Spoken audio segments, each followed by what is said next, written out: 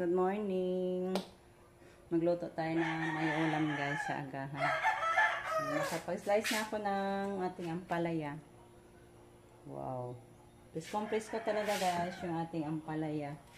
Sahugan ko lang ito. Yan. Hipon. At saka with eggs.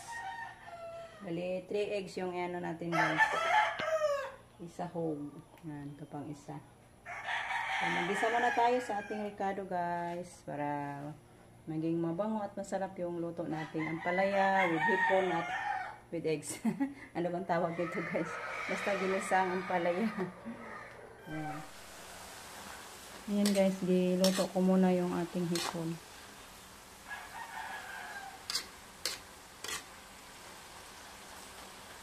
Bago natin isahog yung ating ampalaya.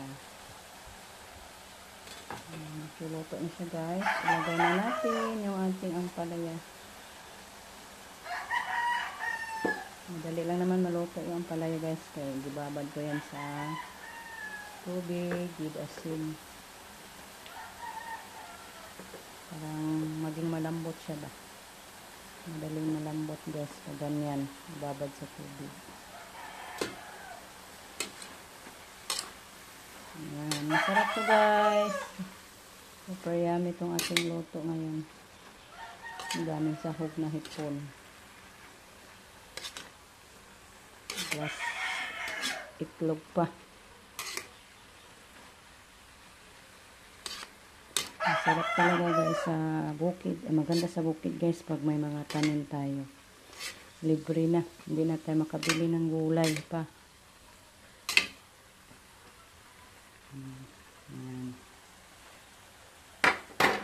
Yan, luto na guys. Wow, yummy. Tapos ko na siya nalagyan ng itlog. At natimplahan ko na din.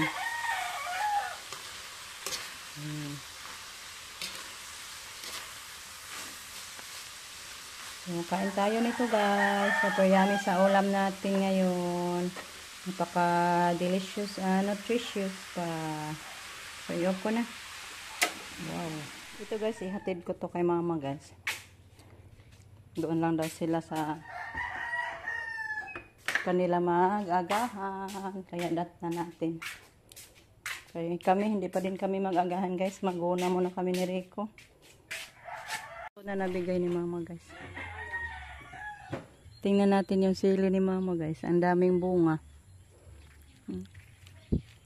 Nagmias yung sili guys ha. Ito nang ibaligya ma. Yes mama. Andaga na. Basket to man siguro sa bahay. Yan guys. Mahinog. Murag tanto sa bahay giga. Dabi atin mo gabi eh. Magtanim ko niyan guys. May loyong ako. Ha? Magpunla ako guys nito. Magpalahi ako sa sili ni mama. Super ganda tingnan guys. Pero hindi siguro ito maanghang masyado.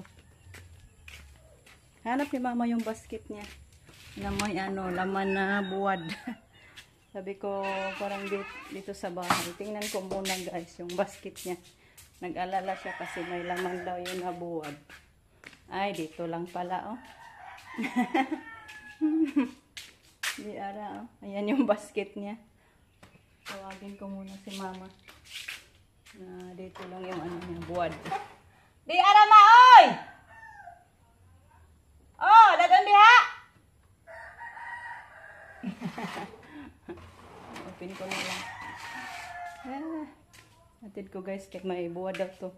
Luto siya ng buwad para sa ampalaya. Magsugba siya buwad. Guys, may bibili sa atin na naman ngayon ng saging. Wow.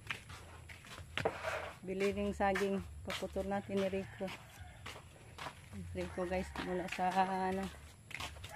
sa baboy. Nagpapakain. Ito na guys. Yan, tapos na naputol ni Rico. Bakit ang dami ng hinog pala to guys? Oh, hindi natin namalayan. Ang dami na palang hinog. Wow. Thank you Lord sa mga bunga sa ating saging. And natin, ipasipi-sipi ni Rico para anuhin natin guys, kilohon. kung ilang kilo makakasya ba to sa ating ano ngayon, may order. Thank you Lord, maluluyan dyan Ginoo guys, pag magtanim lang tayo ng marami, makahanap din tayo ng maraming customer. Thank you sa mga mababait na customer natin Lord. Ayan, malapit na mag ano guys, 6, 5 and 1/2. So okay na lang yan guys. Ayan. Kasi 5 laman yung bilhin. May pakapin tayo guys na half kilo. Yan kasi guys pag magbenta ako, lagyan ko ng pakapin. Ayan. So magtimbang pa naman tayo guys. Kasi dalawa ang customer natin ngayon. Ayan, 16. Malapit na din mag ano guys. Malapit na mag 17 kilos. Ayan, may pakapin din. 16 kilos lang yung sa kanya. Ayan, pinasok ko na sa sako guys. Yung hinog, hindi ko na lang po ibenta sa atin na to. Lutuin ko to mamaya. Masarap to guys iprito or bilhan natin ng ano ba. Lumpia wrapper. Masarap to guys ituron. So marami-rami yung natira sa atin mga hinog. Thank you Lord. Makapagluto na naman tayo guys. May hinog na tayo. So yan, ipahatid ko lang to sa mga boys guys, yung nung nagbili nito. Sila na lang maghatid mga laki kasi busy ako guys. Yan, ito na po yung sili guys. Ipunla ko para makapagtanim tayo. Dito ko lang siya ipunla kasi namatay yung tinanim ko dito. Buti pa dito ko na lang siya ipunla guys.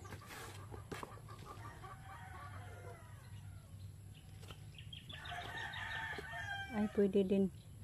Ay, teka. Parang wala akong tray din na itlog. Maganda sana pag egg tray. Kaso wala yung egg tray ko. Next time na lang guys. May egg tray ako. May laman pa naman. Walang lang yun. 1/2 tray. Kasi yung isang tray, ayan ginamit. Yung ano dito si Iboy. Sinisidla na. Hoy! Hala! Sa! Ala, naglabok, nag-away na. Sa! La!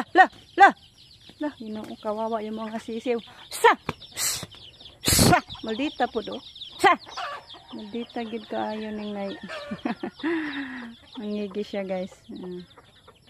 Kabuag sa intawag mga piso. Mere sini mo pod.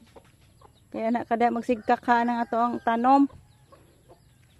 Mga okra ko dyan guys. Uy hala. Yung laman sa ating kamuting kahoy. Tingnan nyo guys. Oh. Tinuka. Ay manoka. Tapusin ko muna yung pag ano ko dito guys. Pagpunla sa ating sili. Hoping na manubo to. Dito na lang natin. Next time na lang tayo pag may egg tray ako guys. Try ako magluyong ng egg tray. Na punlaan. Hoping na tumutubo to kay para may makapaglahi ako sa sili ni mama. Nainggan niya ako guys sa gandang tingnan.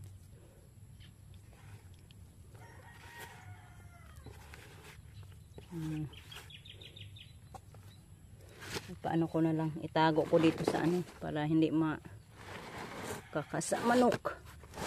Patago ko dyan sa ano natin bougainvillea ba. Yan. Ganda na yan, hindi yan makakita sa manok dyan. Nga, asa man ka pa bukit? Ngayon mo pa din ang sakyan? Flat guys. Hindi makarga yung saging. Nagpabulkit muna.